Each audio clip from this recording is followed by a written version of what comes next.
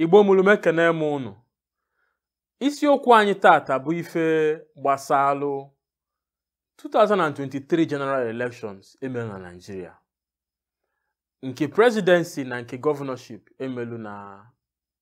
steeti dịgasị iche na Nigeria. Onye bụ nwafọ Igbo ine anya gwa onwe gị eziokwu. Ị mara na Nigeria na onwebeghị oge Nigeria ji welu nabata anyị nwa bụ ndị Igbo. Mana a na-ekwu ya ụfọdụ ndị be anyị a na-efe isi kpakakpaka. Ine anya na ụdị okwu pụtalụ maka na nwanne anyị nwoke Peter Obi na-azọ election, na-azọ presidency, na ogbugbo egbulu ndị Igbo na Lagos, na okwu ife niile melunu ma okwu pụtachalụnụ na social media. Maka gịnị? Maka na onye Igbo na-azọ ọchịchị. Anyị agwa onwe anyị eziokwu na onweghị ihe jikọrọ anyị na ndị mba ndị ọzọ a. Na-asịghị m na onweghị ihe anyị emenwu, nwere ike ịzụ ahịa ma ọ bụ ịnụ nwaanyị ma ọ bụ ịgbakọrịta ụka dịka enyi na ya esi wee menwu. Mana abịa na ife gbasalụ ọdịmma ndị Igbo, ife gbasalụ anyị nwa bụ ndị Igbo, be anyị, ime ka be anyị maa mma bụrụ oke mba, onweghị ife melu ka Nigeria mekata anyị ife anyị chọrọ ka ndị Igbo. Oge election a na-abịa, ụfọdụ n'ime anyị na-asị na ha achọghị ka atụọ election. Ụfọdụ n'ime anyị na-asị na Peter Obi na-eji ime ụdịrị mistake Nnamdi Azikiwe melu. Ụfọdụ n'ime anyị na-asị ka Peter Obi gawagodu ka atụọla ya na ọ banye na oye eme ka ife dị mma na Nigeria. Ụfọdụ n'ime anyị na-asị mba na anyị chọrọ nwere onwe anyị. Ife niile a bụ ife ndị be anyị kwugasịrị. Mana mụnwa na onwe m na Voice of the Sun anyị sị mba, n'eziokwu na Nigeria achọghị ndị Igbo. Nigeria achọghị ọdịmma ndị Igbo, na ọ bụ ha chọrọ ife anyị na-enweta n'aka anyị, mana ha achọghị ọdịmma anyị. Mụnwa mpụta sị mba, ka anyị hapụgodu nwanne anyị nwoke Peter Obi ka ọ gawa, ya jee ka atụọla na election a ya ebupụta eziokwu gbasalụ ụdị asị akpọrọ anyị na Nigeria. Inekwu anya n'eziokwu n'ọzọrọ election a, ma mkpọrọkọ ọnụ dị ya n'ime ma ọkpụkpọ asị, ihe ife niile melụnụ gosi n'ezie na-akpọrọ anyị asị. So ọzụzụ ọzọlụ for presidency bụ ife mma kpọ an eye opener, na o mepere anya ụfọdụ ụmụnne anyị ka ha marụ na one Nigeria ha na-eti, na one Nigeria abụghị maka ọdịmma ndị Igbo. O nwere ike ọ bụrụ na onwe ndị ọ bụ ọdịmma ha, o nwere ike ọ bụrụ ọdịmma ndị ugwu ma ọdịmma ndị ụmụ nwanne anyị ndị Yoruba. Mana ọ bụkwa na maka ndị Igbo, Nigeria enweghị onosi welu chọọ ka ndị Igbo gaa n'ihu. Eziokwu na anyị na-azụ ahịa, na-enweta ego nri, na-enweta ego anyị ji alụ unu, na-enweta ego anyị ji eme ife ụfọdụ, na-enweta ego anyị ji azụ ụmụ anyị n'akwụkwọ, mana Nigeria mana obodo oyibo. Mana ife niile a bụ ife anyị ga-emenwu n'onwe anyị. So ajụjụ m bụrụ, ebe anyị kwu kịta, ihe niile mere nyochara anyị baa n'anya na Lagos, maka na ndị be anyị etinyelu Peter Obi nwanne anyị nwoke, ebuwe anyị agha, esi ebe ahụ eme ife emelu na presidential election, bata na governorship election, oluzie na igbu ndị be anyị, ịgba ha egbe, ije ịmụ ngwa ahịa ha ọkụ ma shọpụ ha ọkụ. Ife a na onye Igbo fụchala ife niile asị mba ka anyị malụ na anyị na ndị agha esi wee na-aga, ka anyị gbaghalụ ha. Ọ ka ya eme. atụcha election nke election abịakwa na afọ anọ na-abịanụ ebe ọ bụ na-egbulu ndị Igbo na Lagos na onwe ha onye kwuru okwu metọsịcha ndị Igbo na ana Yoruba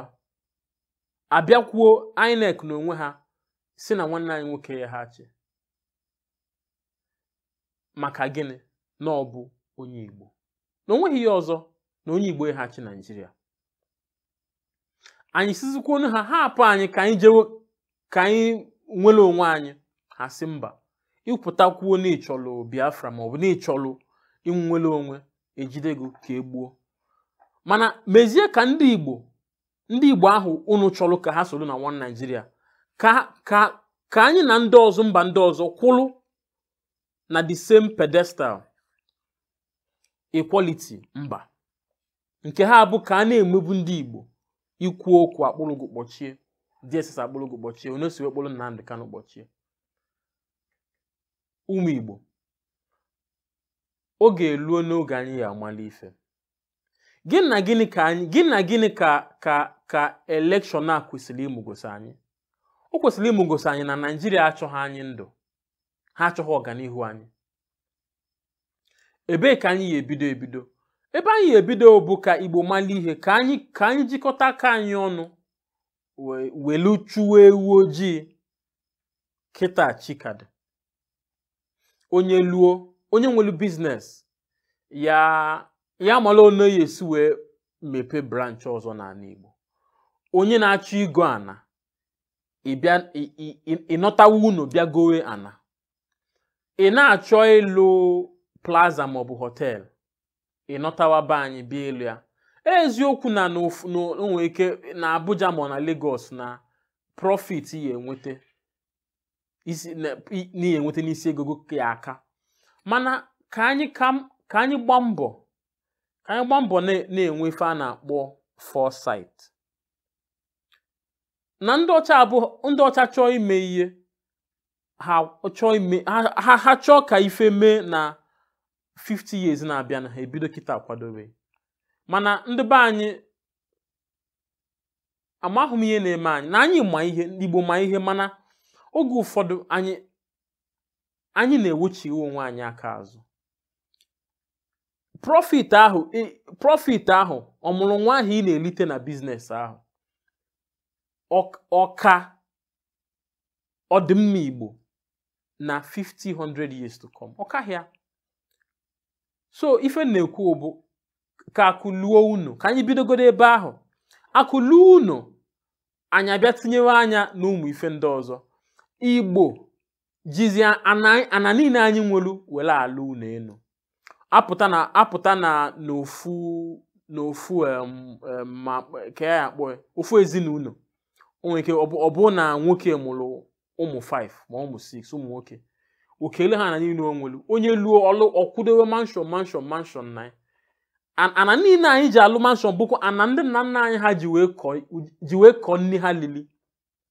anyị nọlụzie na-elilizi ji si Benue na-elili tomato niile anyị na-eri na Igbo kịta na ọsọ nwa obele ebi ihe si na ana anyị ndị ọzọ sizi na mba ndị ọzọ ndị asizie na ha ihe lesi anyị nni nke anyị agwụgo obodo ọbụla ama nkọtanwu nni ha lili obodo ahụ nara ana mba ọbụla ama nkọtanwu nni ha lili ọ bụ na anyị dị 40, 50, 60 million anyị kwesịrị ịkọtanwu nni bụ ana Igbo kwesịrị kọta nni anyị na-eli onwezie nke anyị ego wee na-atụbata ịma anọ ihe a na-akpọ mmezi extra mụ na ofu enyi nwoke na-akpa ọ sị ka anyị maximize ihe ọkpọlụ airspace anyị apụta na ofu ezinụlọ nwoke mụrụ ụmụ nwoke 7 alụọ 5-6 story building ma 7 story building as the case may be alụọ ya lụpụta ya lụọ ya ọfụma amalụ na ebe a bụ be ndị a ọ bụ na unu nwere ana asaa ka sị na unu nwere ana asaa ewere ofu lụpụta nnukwute unu ya ebi ewelu isii fọlọnụ were na-akọ ugbo were na-akọ ihe eme ihe a na ka anyị kwu eme ya sọsọ na Anambra mee na Imo mee na Enugu mee tupu eme Igbo gburugburu ifu na anyị enwe ana anyị ji akọ ihe maka na anya anyị agwụwana ụfọdụ obodo ka nwere ana ụfọdụ enwezi ha ana ịpụta eke ana onye ọbụla alụọ nnukwute unu ejezi na-ego nni ego onwezi onye na-akọkwa ugbo ihe na-ekwu bụ ka Igbo malụ mkpa ọdụ na anyị na-akọ nri anyị na-eri onye si asị ndị be anyị tinye wedata biznes gụna wedata bịa gowa n'ala Igbo aka na-asịkwa ka anyị tinyewe anya na agrikọlchọ ugbo ka anyị kọwa ugbo ewepụta nke ahụ anyị etinyekwu anya na ife ụfọdụ dịrị anyị na ịgụọ history ndụma maka airport Imo steeti ọkwọnụ Igbo ọkwọnụ prominent men ndị welitere isi bụ ndị tikọrọ ego crowdfunding ewee lụọ Imo State Airport ụnyaahụ esi wee lụọ airport ahụ Igbo nwere ego karịa kịta anyị nwere number of billionaires and millionaires a na-aza ụfọdụ n'ime unu a na-aza ọzọ Igbo ndụ onweghị Igbo unu na-azọ ndụ come together ka anyị nyekọma miliọnụ ka ọgba ụfụfụ mba a na-egburu sọsọ ehi na-egbu sọsọ ehi na-ebu ụmụ nwa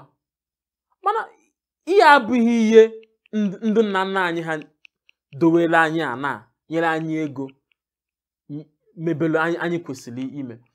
anyị nwere ego kịta anyị nwere billionaires in their hundreds nwee multimillionaires in their hundreds ka anyị tikọọ aka ọnụ chọwa project anyị alụgasị na ala Igbo prominent project enwekwu good town planning a na-asị anyị ndị be anyị gowana ọ bụkwa onye apụtazie gosi ya na lokasi ọ bụghị unu ka anyị na-ekwu ya na-ekwu bụ wedata ego gote ana na ala Igbo ịchọzie ọ bụ nọọ factory ịlụọ ọ bụ nọọ agriculture ịlụọ ọ bụ nọọ estate ịlụọ mana ọ dị mkpa na anyị nwere ya na-akpọ town planning aplanụ obodo anyị ọfụma ndị na-alụ ụlọ akwụkwọ ndị na-invest na industrialization mụọ akwụkwọ anyị edozi ana Igbo anyị isi from 20 pounds wee luo ebe anyị nọ kịta Igbo nwelu akọ na uche Igbo nwelu mmadụ ka anyị pụta maka na anyị na-eche ka Nigeria dị mma ka Nigeria mmekọta dị mma Nigeria bụ ndị Britain bụ ndị welu mba dị iche iche na-asụ asụ dị iche iche na-eme omenala dị iche iche nwee nghọta dị iche iche tikọ ha ọnụ kpọọ anyị Nigeria site kịta luo the next 1000 years ọma mmekọta dabalụ anyị na ndị ugwu Hausa maọbụ anyị na ndị West ndị Yoruba ndị na-akpọ ndị ofe mmanụ which is ndị ofe mmanụ ndị Yoruba onweghị ogo ya mekata dai maka na oge ọwụna na-azụ ọkụka ndị ugwu ya achọ ka ha ka ndị Igbo ndị Yoruba ya achọ ka ha ka ndị Igbo na-achọkwanụ igosi na man zodonwu ha ọkpa n'isi efia na oge ọwụna na-anụ ọgụ oge ọwụna every election cycle eji wee chọọ one ọ bụ na egbu ndị Igbo n'ugwu Hausa egbuo ndị Igbo na Yoruba ụmụ Igbo kee oge nke a ya ihe a na-eme nke oge ya akwụsị ọ na-ewute m na mma mpụta na social media afụ m ebe egburu nwanne m onwe ife mmemenwu nke ahụ kwuo nke mmekwu na Twitter na Facebook o nwere ike ofu onye abata na my inbox say mo be careful DSS is watching you all those just to threaten you mana if ya na anyị enwekwughị ike ikwupụtakwu na ihe a na-eme anyị adịghị mma so ụmụ Igbo n'onwe ebe anyị na-eje anyị enwere onwe anyị nke ahụ dị n'iwu Chukwu edego n'Igbo ya enwere onwe ha Igbo ya enwe obodo nke ha ma anyị kpọrọ ya Biafra ma anyị kpọrọ ya Igbo Republic n'onwe ebe anyị na-eje mana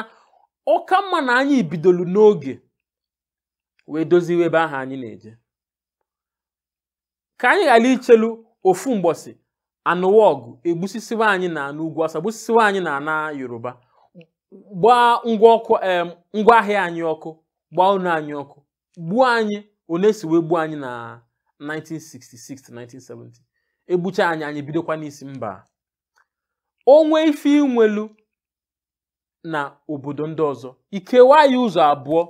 wedatawa ndị na-ewedata n'ala Igbo anyị enwe ife a na-akpọ long term goal ife anyị na-achụkwa n'abụkwanụ nke taa nke echi ife anyị na-achọ bụ 20 30 40 50 years from now anyị enwe a collective blueprint anyị eji wee kwudo wee dozie obodo anyị maka na ọ bụ Nnewi nwere ya na-akpọ the biggest spare parts market na West Africa if not Africa ha enweghị seaport mana ha nwere ndị mba ụwa niile na Africa na-abịa Nnewi abịa ego ahịa trade fair na Lagos ma Alaba unu ebudata a large chunk of that market na Igbo onye ọbụla anyị tụnata ahịa si China tụna ma ebe ọbụla anyị si atụnata anyị tụnata ahịa anyị budata ya n'Igbo ọ bụ na ihe iji wee si na Lagos wee budata ya n'Igbo bụ 5 million ilu etu kesia 5 million ahụ na ngwa ahịa go ndu abịagolo ahịa iwolukwa egogo mana ka anyị na-eme nke ahụ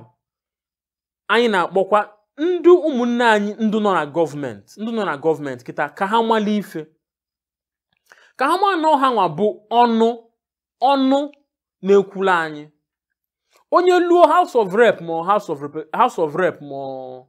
upper or lower chambers ebe ọ bụ na ị nọ ka ị manụ na ihe mere anyị ji wee ije nọ ebe ahụ bụ ka ị na-ekwuchitere ndị Igbo ọ bụ maka ka ije na-achọ contract na-achọ runs na-achọ business eji wee foju akpa anyị achọzighị ndụ mfoju akpa n'ala Igbo ụmụ Igbo mụrụ n'anya ka anyị marụ na anyị esi wee wepụ ndị anyị ukwu na-ekwuchitere anyị ka anyị tinye ndụ bụ onye luo ebe ahụ okwuwe ife gbasalụ ịlụ seaport n'ala Igbo okwuwe ife gbasalụ ịlụ railway n'ala Igbo anyị anụọ dịka ọgụ ka ụmụnne anyị na-anụ ọgụ nwere onwe IPOB na MASOB na ndị otu ha na-anụ ọgụ nwere onwe ndị ọzọ si na ha achọrọ ịnọ na gọọmenti anọlụkwa ebe ahụ na-anụ ọgụ maka itinye the right amenities ndị Igbo kwesịrị iji welubili ọ bụkwa na federal gọọmenti achọghị ịlụrụ anyị railway ma seaport anyị amalụ one anyị nwa na onwe anyị Igbo ya esi wee tụkọ ego chọọ na anyị esi wee kwuo okwu ya ọ bụgodo na seaport na railway do na exclusive list of federal government anyị achọghị na anyị esi wepụta anyị na exclusive list tinye na the concurrent list ọkụ ya na-akpọ ebe ọ bụ na state government ya power with the project international airport seaport na railway anyị ekwuo okwu emebe campaign dị na ụmụ Igbo na onye ajụla ajụ anaghị ajụ onwe Nigeria ajụgo anyị kemgbe before independence ndọcha wee fụ na anyị ma ife wee welu ọchịchị tinye n'aka ndị ugwu na ndị ofe mmanụ wee na-atọkọ anyị kwuru iche anụchazi ọgụ ọ dụzie ka ewe sote sonali ndị be anyị yini na anyị na-ema ebe ka anyị ebido most of ụfọdụ ndị prominent manufacturers anyị Ibeto Erisco Toma ancha niile the federal government na frustrate ha ịnọsi n'onwe bụ maka na nwoke esiri ike mana ha na-achọkwa na ha esi wee tụbata ọda aka manufacturers na Nigeria maka gịnị ọ bụkwa ọnọ maka na ha achọrọ ịga n'ihu ọnọ ka ewelu wee na frustrate nwanne ya nwoke ịnọsi mana na Nnewi kwe ya n'azụ ndị nna nna anyị ha kwe ya n'azụ n'ụfọdụ ụmụnne anyị ndị ọzọ bụ ndu bidogolu biznes kala aka na Nigeria ewelu FX na ụfọdụ policies wee meminacha ha Igbo ka anyị mara ihe ka anyị wepụ political party ma anyị ụfụ ma n'isi Anambra ma n'isi Imo ma n'isi ka anyị maa na Igbo bụ ofu ka anyị chọwa ewu ojii kịta chikad.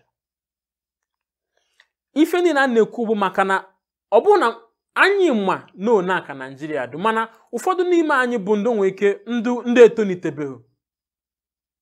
ndị ka na-etonite ndụ ya akpọ obedient, maka most of the younger ones nọ na obedient, ma ndụ nọkwa na age anyị, mana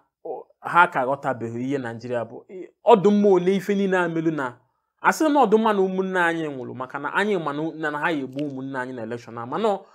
ọdụmma ole ha ụmụnne ụfọdụ ndị be anyị ji wee ji anya ha wee fụ na Nigeria achọghị anyị. Peter Obi winile election a, mana unu ya afụ onye ha esi wee tụgharịgodo kọt a na-eje onye ọbụla nọ ana Yoruba mara amalụ na kọt nye Peter Obi victory na anụ ọgụ na Lagos. Anụ ọgụ na Lagos nụ ọgụ n'ụfọdụ obodo na Nigeria maka gịnị? Na onye Igbo ya achị. Peter Obi godu akaye na anụ ọgụ, akaye na-enwe different skirmishes here and there, maka gịnị? Ka ewelu frustrate onye Igbo nọ n'ọchịchị. Ọgụ anyị na-anụ abụghị ọgụ bụ Peter Obi bụ ịkwa ha na presidency ife niile. Onye ọbụla nọ Lagos ka ajụ n'ume mara na agawa kọt a Peter Obi winie na kọt a na-eyi anụ ọgụ na Lagos. Ana m adụ na aka na ntị onye ọbụla mụrụ anya. Ụmụ Igbo, mmekwu one ghara one, ka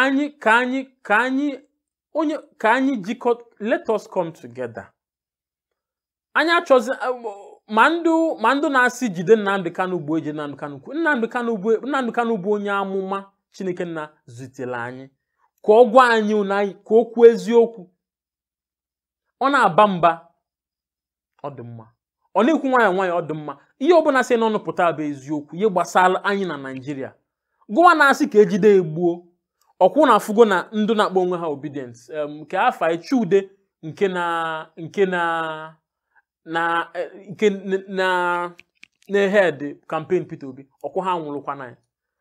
As long as na ịbụ onye Igbo pụta kwuo okwu ife gbasalụ ọdịmma obodo a, anwụrụgo. So gụwa na-asị na IPOB na-ezuzu, gụọ onye IPOB na-asị na obedience na-ezuzu, ka ụnụ ma na anyị ncha niile bụ ofu onye ilo ka anyị nwelu. Ofu onye ilo ka anyị nwelu. Ka anyị jikọọ aka anyị ọnụ, ma ị chọrọ Igbo presidency ma ọ na-echọhụ, ma ị chọrọ Biafra ma Igbo Republic ma ọ na-echọhụ, ka anyị jikọọ aka anyị ọnụ doziwe obodo anyị, maka na onweghị oge Nigeria ya emekata nabata ndị be anyị. Ihe a bụ ife mmụtalụ, ife mma, mana itinye kọkụzi ihe mfe na election a ọ bụrụzie ife a na-akpọ a solid evidence. Ụmụ Igbo, ka anyị maa na ife ebe a ka o yebe m n'ọnụ maka nkwuwa okwu chi eji chi efo. Ebe a ka o yebe m n'ọnụ maka taa. Election a kwesịrị ịmụgosi onye ọbụla ife. Iwere onye afọ Igbo, election a kwesịrị ịmụgosi gị ife. Ịnọla na n'ime unu iche echiche fụ na ezi agahụ ka anyị chighatawa azụ, ka anyị nọtawa unu, akụlu unu, obi lu unu, akọ na uche lu unu. Ụmụ Igbo, ebe a ka o yebe m n'ọnụ. Afọ mgbuchu ka ndụ na-esokwu, ka ọ dị n'oge ọzọ, oge